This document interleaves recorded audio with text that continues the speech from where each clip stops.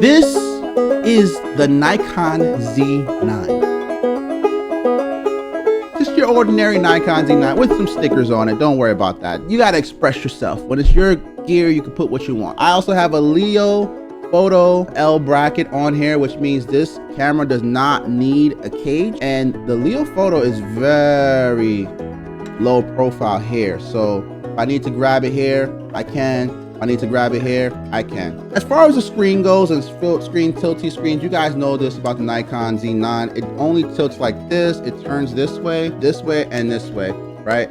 But you can lift it like that.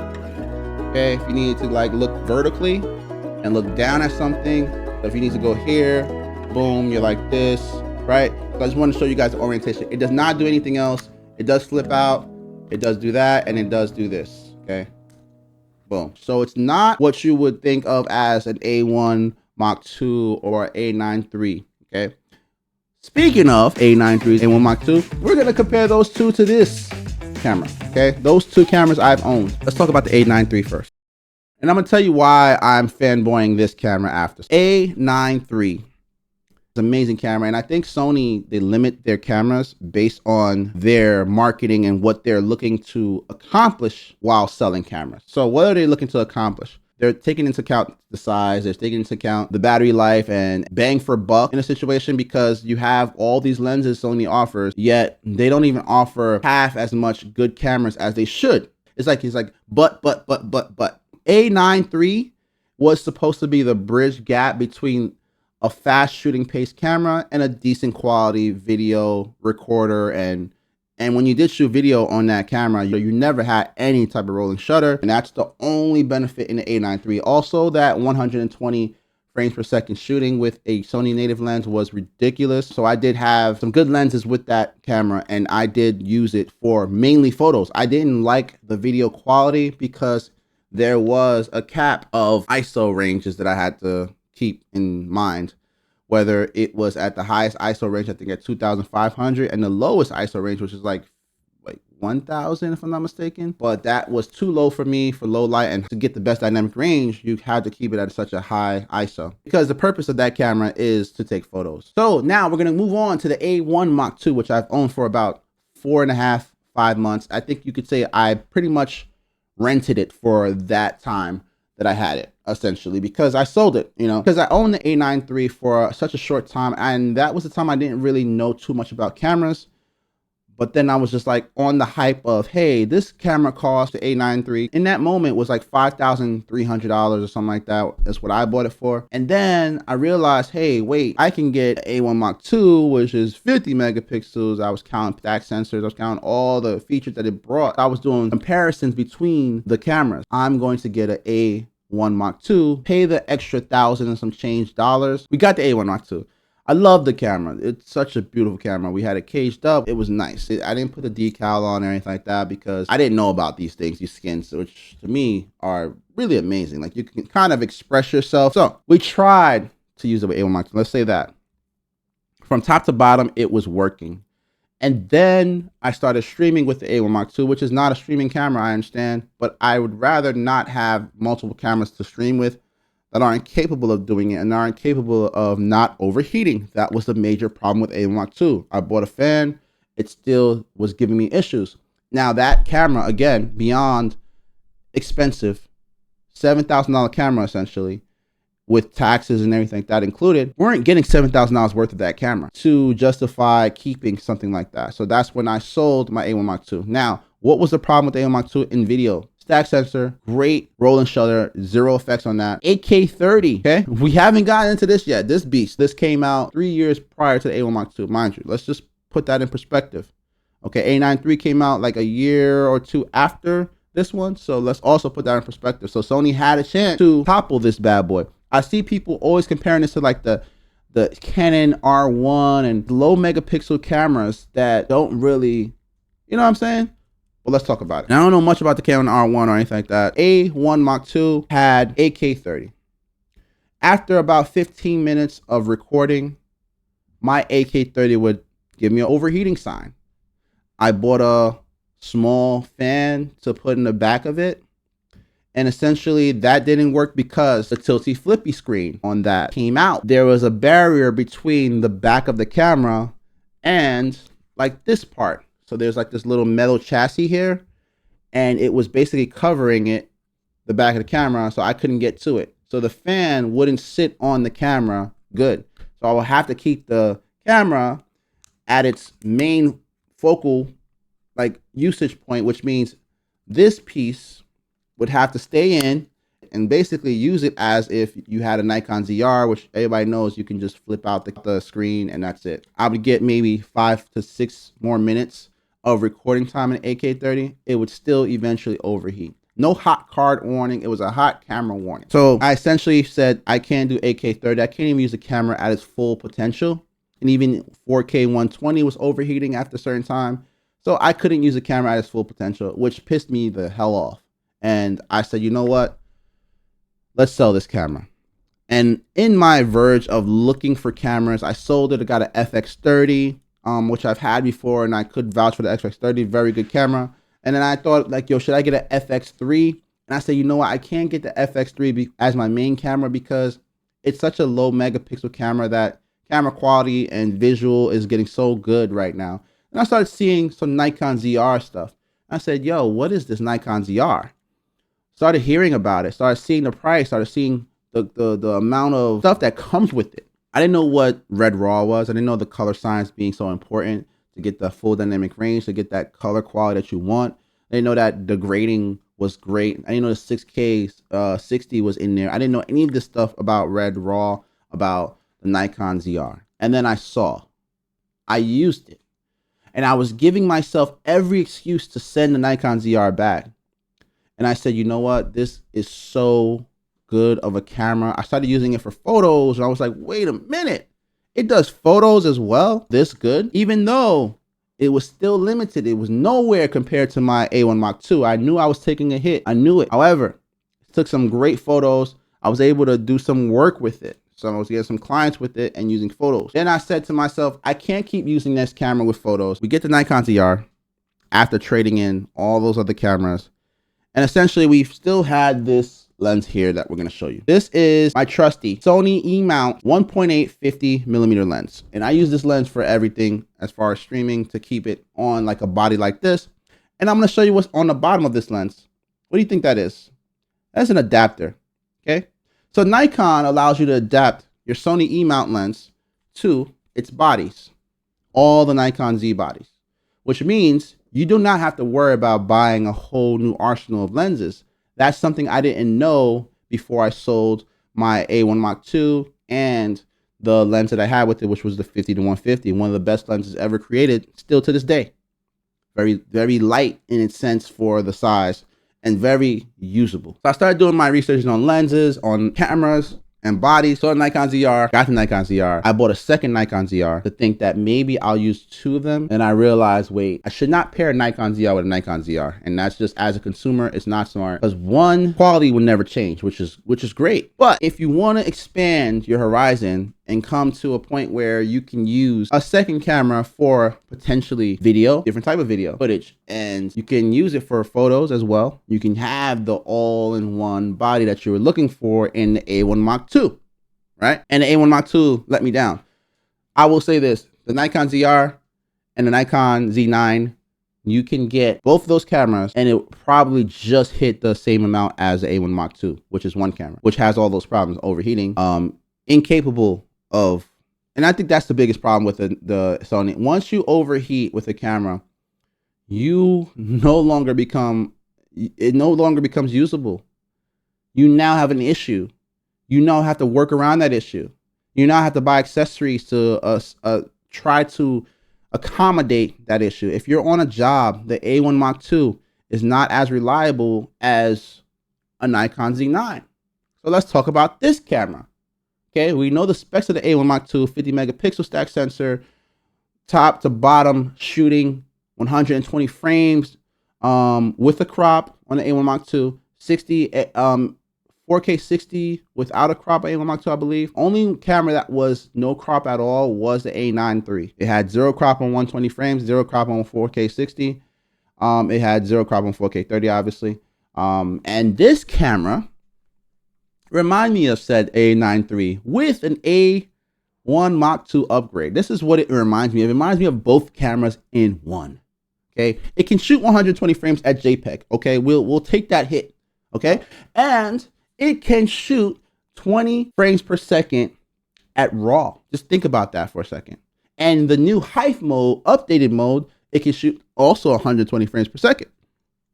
Let's think about that. Now, put that together with the adaptability of the lenses. You can actually add lenses to it, which is any Sony camera, and you can still shoot at what? 120 frames per second. Okay, so we have the adaptability to that. We have the native lenses of a Z mount lens. You can add Z mount lenses to it as well. And it is a robust camera. And guess what? This shoots 8K 60 frames at a 45 megapixel camera stack sensor, which is something that the A1 Mark II does not do. Sony, what's up? You had 3 years to make a camera that could just bust this out the window.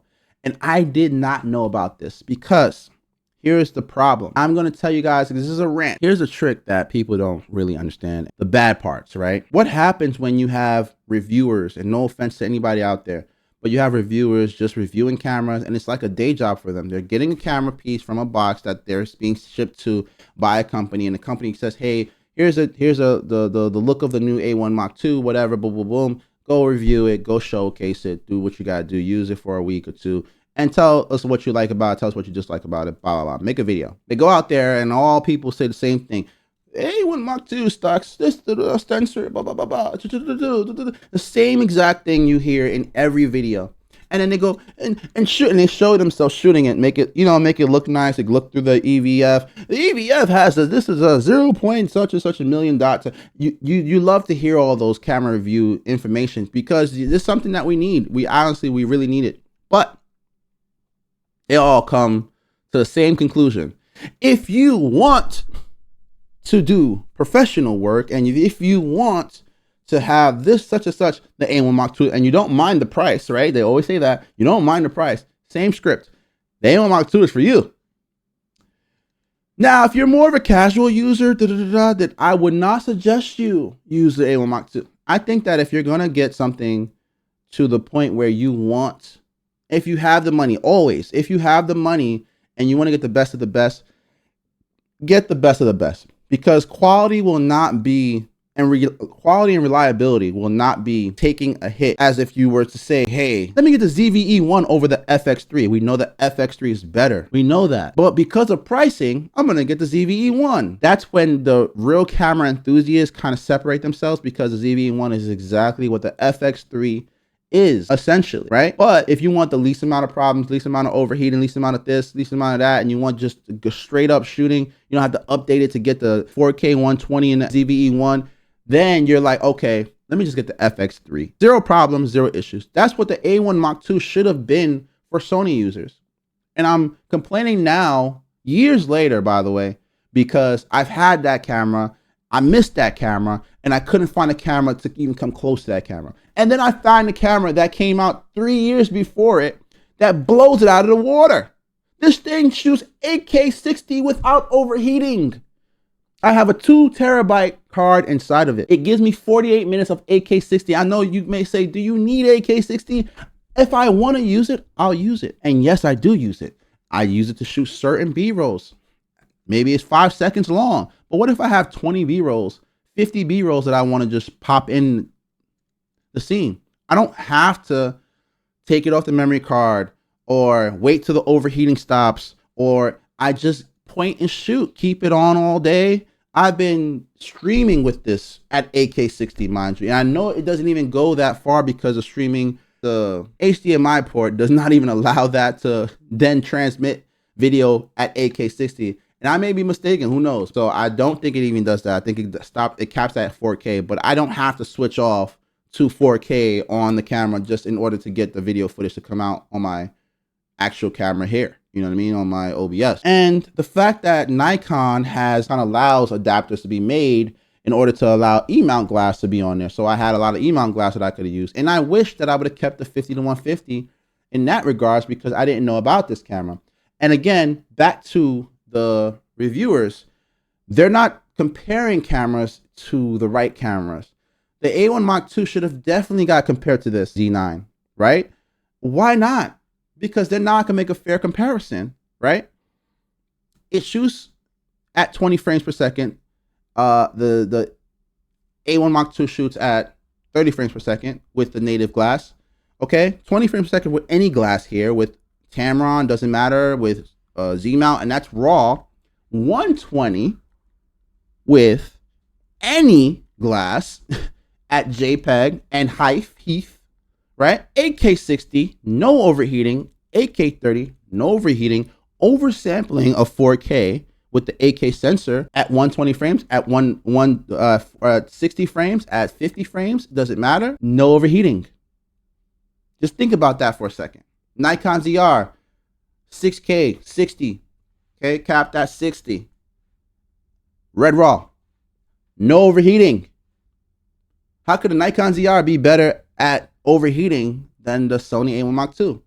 I'm talking about, I've never had an overheating issue with the Nikon ZR. No fan. No fan in here. No overheating issue with 8K 60. The fact that a camera could even shoot that is crazy to me. Big battery life, by the way. I have 3 batteries for this camera. I've only used this, the main one, the one that came with it. So I'm really pissed that Sony's pricing on the A1 Mark II is so high, yet you can't even control overheating. Like, at least let me pay for that luxury. And that's what I'm getting at with this video. It's the luxury of cameras, the luxury of purchasing something that just works. And yeah, you may have to deal with some quirks. The only quirk about this is that it's heavy. That's it. This is the heaviest camera I've ever used. This camera beats out the A1 Mark II, the A93, but I just wish I knew sooner. I could have purchased this, waited for the Nikon ZR, used this all along, and then the Nikon ZR could have came. And then I would have got the Nikon ZR, and I fully now officially invested in Z mount. So this is my only Sony lens that I own, and everything else is Z mount. I only have 2 other lenses, but neither here nor there. I'm going to purchase more, is what I'm trying to say. I'm not purchasing any more Sony lenses. I have on the ZR, I have a Z mount 16 to 30. I heard about the new 12 to 20 Tamron. We'll talk about that in another video. And I have a 35 to 150 Tamron f2 to 2.8, which is also something that we don't talk about much because the 50 to 150 is compared to that. And that lens came out a year ago. This lens has been out for 4.5 years. Don't let them make a new one. And I think they're about to, honestly. They're about to announce another one, a Mark II version, which is going to probably be lighter and probably be internal zooming, which will be ridiculous. And it'll probably be f2 all around. What I'm saying is algorithms matter. The algorithm should not be shifting you towards one way and shifting you towards the other. If you watch one Canon video, make sure you type up a Nikon. Make sure you type up Lumix. Make sure you type up Sony. Don't just keep watching Canon videos, okay? If you're in the Canon market and you only have a Canon and you only want to run Canon, okay, then you can kind of, compare the Canons to each other. If it's same for Sony, same for Lumix, same for Nikon. But if you are in the market for just the overall camera, this is the overall camera right now that you should use. Okay, if you want the best camera, 4 years running still, people still trying to beat this camera, this is the best one to use. Okay, I think Lumix has come close, but even they have still a 24 megapixel camera, 24 megapixels.